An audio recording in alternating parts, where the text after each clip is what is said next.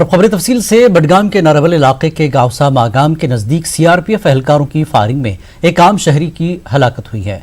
Police के मुताबिक Gulmarg Srinagar highway पर एक नाका पार्टी ने आज सुबह तकरीबन 10:15 बजे अपनी निजी गाड़ी में सवार एक शहरी को रुकने का इशारा किया।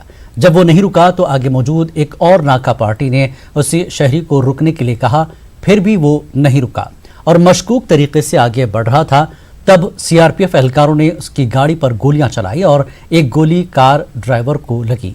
मज़कूरा शख्स को इलाज मुआवजे के लिए SMHS अस्पताल श्रीनगर मुंतकिल किया गया, जहां वो जख्मों से जान बर न हो सका।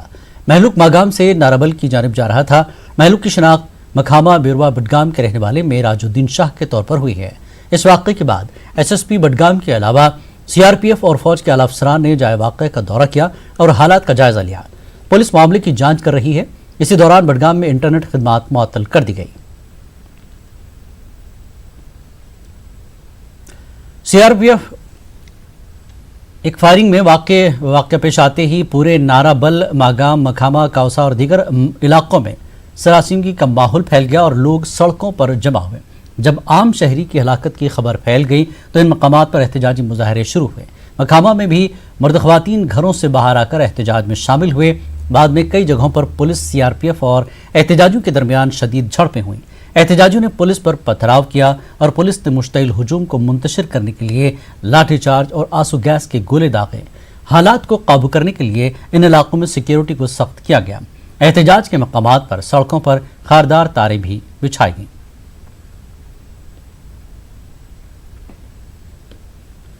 जम्मू कश्मीर में हर गुजरते पल के साथ कोरोना वायरस के मामलों में इजाफा हो रहा है। ताज़ा रिपोर्ट्स के मुताबिक आज मजीद 34 अफराद में कोरोना वायरस पाया गया है। इनमें से 25 का ताल्लुक कश्मीर से हैं और बकिया जम्मू से। अनंतनाग से आज 19 मामले सामने आए। इनमें से 8 डिस्ट्रिक्ट पुलिस लाइन अनंतनाग से हैं। वहीं बडगाम से मजीद 7 अफराद में कोरोना वायरस पाया गया। जम्मू से 5 अफराद में वायरस पाया गया। कुलगाम से 2 अफराद और बारामूला से 1 पॉजिटिव केस आया है। नए मामले के साथ ही जम्मू कश्मीर में कोरोना वायरस की मजमूई तादाद 968 हो गई है। वहीं आज इस वबा से एक और शख्स की मौत हो गई है। मरने वालों की तादाद अब 11 हो गई है। वहीं लद्दाख की अगर बात करें तो लद्दाख में भी आज एक मामला सामने आया। लद्दाख में अब 21 मामले हैं। इनमें से 19 लेह से हैं और 2 करगिल से।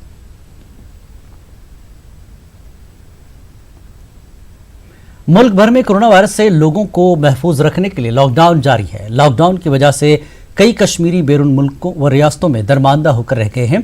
अब इंतजामिया की जानिब से इन अफराद को वापस लाया जा रहा है।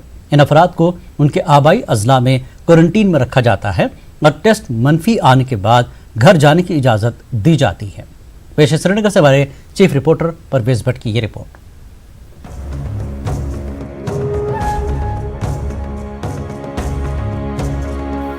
बैरून रियासतों से आ रहे अफराद की स्क्रीनिंग और टेस्टिंग के लिए मुख्तलिफ अजला में कई वेलनेस सेंटर्स कायम किए गए हैं।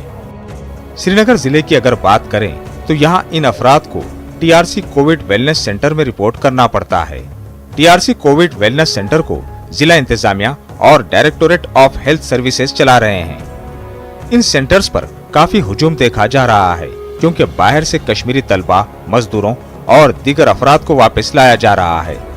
जिला श्रीनगर से वाबस्ता अफराद की यहाँ स्क्रीनिंग और टेस्टिंग होती है और फिर इनको क्वारंटीन सेंटरों में भेजा जाता है। इन अफराद के नमूनों की रिपोर्ट आने तक क्वारंटीन सेंटरों में ही रहना पड़ता है और मनफी नतीजा आने के बाद घर जाने की इजाजत दी जाती है।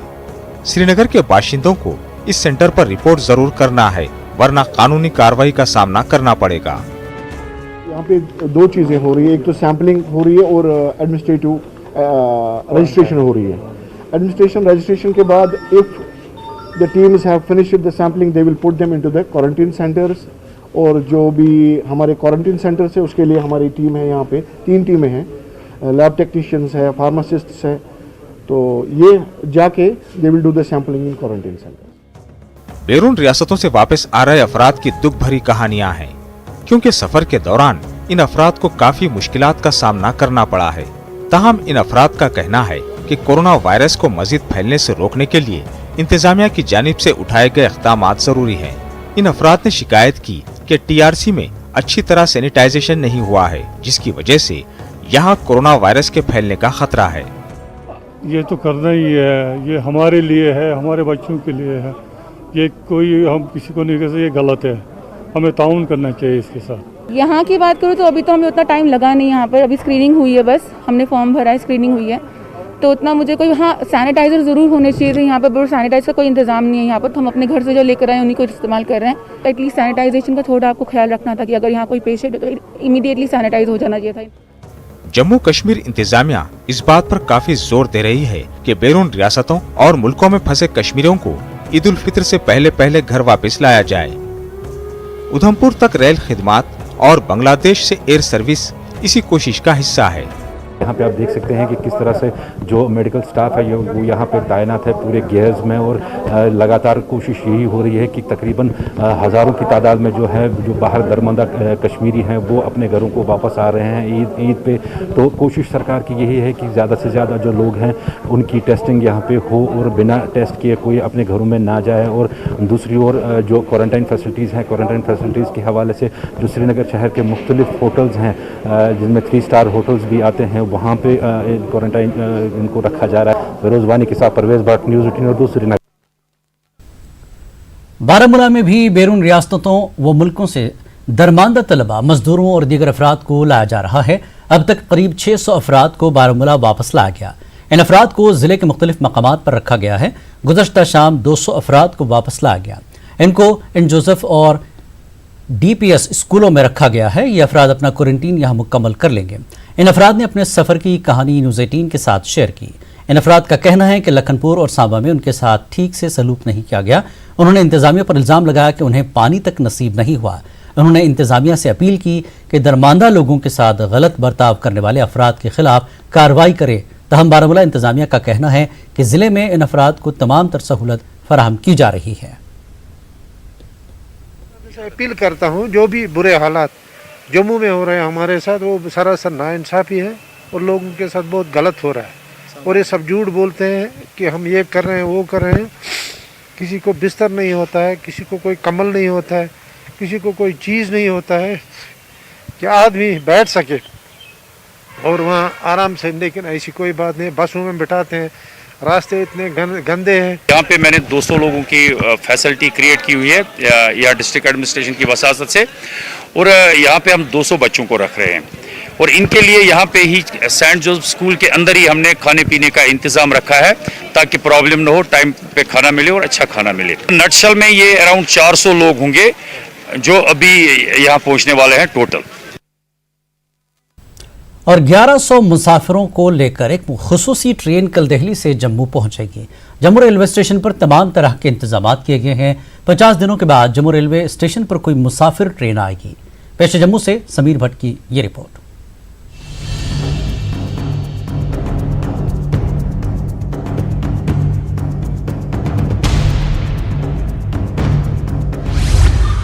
जम्मू रेलवे स्टेशन पर कल 50 दिनों के बाद मुसाफिर ट्रेन आएगी। लॉकडाउन की वजह से गुज़श्ता 50 दिनों में एक भी ट्रेन यहां नहीं आई और न ही यहां से कोई ट्रेन रवाना हुई। ताहम इस दौरान कुछ ट्रेनें आर्मी जवानों को लेकर आती थीं। वजारत रेलवे ने जैसा कि फैसला किया है कि दिल्ली से 15 शहरों को AC कोच ट्रेनें जाएंगी। इन 15 शहरों में जम्मू का नाम भी शामिल है। इस सिलसिले में कल एक ट्रेन जम्मू पहुंचेगी। इस ट्रेन में 1100 मुसाफिर सवार होंगे। पुलिस, सिविल और रेलवे के आला ओहदेदारों ने आज तमाम इंतजामात का जायजा लिया। उन्होंने कहा कि हर एक मुसाफिर की स्क्रीनिंग और टेस्टिंग होगी। इनको अपने मुतल्लका अजला में भेजा जाएगा और टेस्ट का नतीजा आने तक क्वारंटीन में रखा जाएगा। हर चीज़ को एक तयबत तरीके के कारण एक सिस्टमेटिक वे में ऑर्गेनाइज किया गया, right from there entry into the station और जब तक अपने घर में, और वहाँ पे जो एडम क्वारंटाइन सबको किया जाएगा उनको व्यवस्था की गई ताकि जब रिजल्ट आने के बाद उनको नेगेटिव है तो अपने घर में जाएंगे। देखिए, कोई भी ट्रैवलर चाहे यहाँ से आ रहा जब वहाँ, उसके लिए ये है कि सोशल डिस्टेंस रखे, मास्क पहने, हवा को आना जाना जो उसका ठीक रहे और हैंड्स वॉश करता रहे और तरीके से जाए, उसमें कोई जल्दबाजी ना दिखाए। सभी जम्मू कश्मीर के निवासियों को बताना चाहता हूँ कि सिर्फ IRCTC की कंफर्म टिकट पे आपको स्टेशन पे एंट्री मिलेगी। बाकी लोग ना आएँ, ये विनती है मेरी कि बिना टिकट कोई वेट लिस्टिंग और RSC टिकट नहीं बट रही है, बिना टिकट कोई ना आए। सिर्फ़ और सिर्फ जो टिकट्स बुक हो रही हैं वो IRCTC की ऐप, IRCTC की वेबसाइट पे बुक हो रही हैं। सिर्फ IRCTC के थ्रू ही टिकट्स बुक कराएं। कोई स्टेशन पे ना आए टिकट बुकिंग के लिए, कोई ये ना सोचे कि वो बिना टिकट स्टेशन पर आ पाएगा, क्योंकि एंट्री नहीं हो पाएगी। इंतजामिया का ये भी कहना है कि बगैर मास्क मुसाफिरों को रेलवे स्टेशन में दाखिल होने की इजाज़त नहीं रहेगी। साथ ही सब लोगों को सोशल डिस्टेंसिंग का ख्याल रखना होगा। उन्होंने ये भी कहा कि सिर्फ कंफर्म टिकट होने पर ही मुसाफिर को इजाज़त दी जाएगी।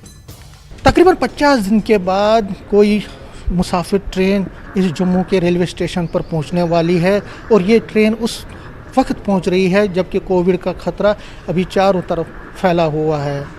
ज़ाहिर तौर पर सरकार हो, एडमिनिस्ट्रेशन हो, पुलिस डिपार्टमेंट हो या रेलवे का महकमा हो, वो इस बात की कोशिश कर रहे हैं कि जितने भी पैसेंजर कल यहाँ पे आए उनकी प्रॉपर टेस्टिंग हो और उसके बाद उनको जो एडमिनिस्ट्रेटिव क्वारंटाइन में लेना है कुछ दिन के लिए, उसका जो पूरा अमल है वो ठीक तरह से चले और उसमें कोई प्रॉब्लम ना हो। कैमरामैन साहिबा के साथ में समीर भट्ट, न्यूज़ 18 जम्मू। जम्मू कश्मीर में आज कोरोना वायरस की वजह से एक और मौत हो गई है। मुतासरा शख्स का ताल्लुक जम्मू से था। जम्मू के दगियाना से ताल्लुक रखने वाले 72 साल शख्स की कोरोना वायरस की वजह से मौत हो गई है। जम्मू में आज भी कई मामले सामने आए हैं। उधर जम्मू में लॉकडाउन का असर लगातार जारी है। लोग अपने घरों में ही रहने को तरजीह दे रहे हैं। सड़कों पर गाड़ियों की नकल हमल काफी कम देखने को मिली। ताहम कुछ इलेक्ट्रॉनिक्स दुकानें आज खुली देखने को मिली। बेशतर दुकानें और दीगर कारोबारी इदारे बंद ही रहे। रेड जोन्स में सख्त पाबंदियां आयद हैं। 17 मई के बाद लोग लॉकडाउन में नरमी की उम्मीद कर रहे हैं। 5 अप्रैल को सीआरपीएफ ने राजौरी में बुजुर्ग की मदद कर उनको एयरलिफ्ट किया था और चंडीगढ़ भेज दिया था। बुजुर्ग शख्स को ब्रेन स्ट्रोक हुआ था। डॉक्टरों ने उसे PGI चंडीगढ़ रेफर किया था, मगर लॉकडाउन की वजह से ये खानदान परेशानी का शिकार हो गया था।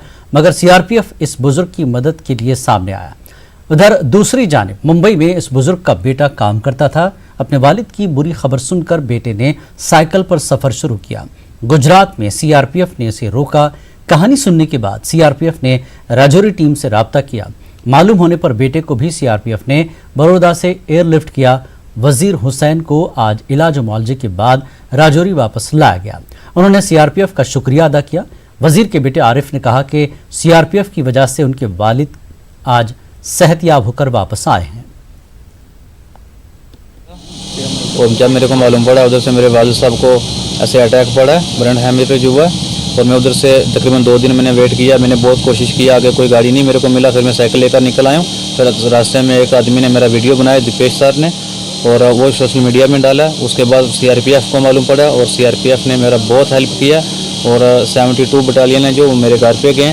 मेरे घर से मेरे डैड को उठाया, राजौरी में लेके आए। राजौरी से एयरलिफ्ट किया जम्मू में और जम्मू से PGI चंडीगढ़ में इलाज करवाया उनका और सर्जरी भी करवाया। और मेरे को बड़ौदा से पिक किया और लेके आए मेरे को चंडीगढ़ तक। मैं बहुत ही शुक्रगुजार हूँ 72 बटालियन का और 51 का, जिसने मेरे सीआरपीएफ ने जो मेरा हेल्प किया है मेरे डैडी का। और उनका मैं यानी शुक्रिया अदा मैं कर ही नहीं सकता। जितना खर्चा वो लोग किए हैं, हमको जैसे आर्मी को सहूलत मिलती है वो सेम हमको उधर हर चीज़ दी है, खाने के लिए फूड्स वगैरह हर चीज़। यहाँ रुकेंगे एक ब्रेक के लिए। ब्रेक के बाद फिर हाजिर होते हैं।